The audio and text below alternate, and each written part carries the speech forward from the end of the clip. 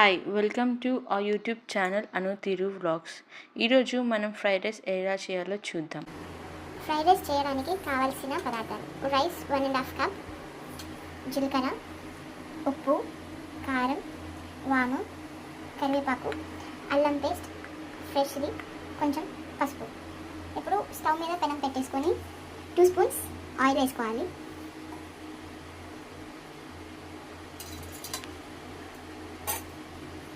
Oil కొంచెం heat అయ్యేదాకా చూసుకోవాలి.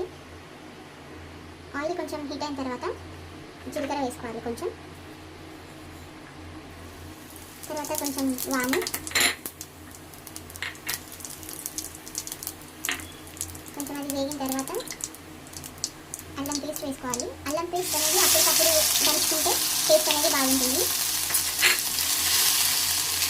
అది కొంచెం పచ్చి వాసన పోయేదాకా వేయించుకోవాలి.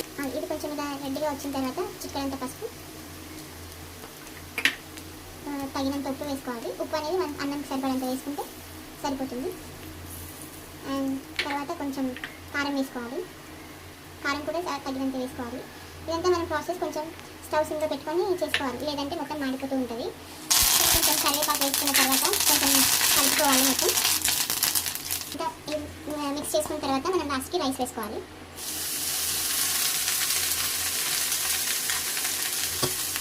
ఇలా వేసుకున్న తర్వాత అదంతా బాగా మిక్స్ చేసుకోవాలి. మొత్తం ఇలా బాగా మిక్స్ చేసుకోవాలి.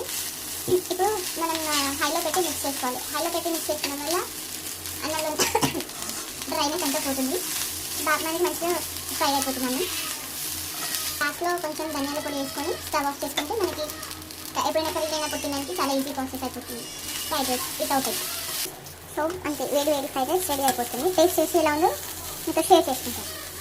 ఇలా ప్లేట్లో ఆనియన్స్ సర్వ్ చేసుకుంటే ఇంకా బాగుంటుంది. టేస్ట్ చూసి చెప్తాను.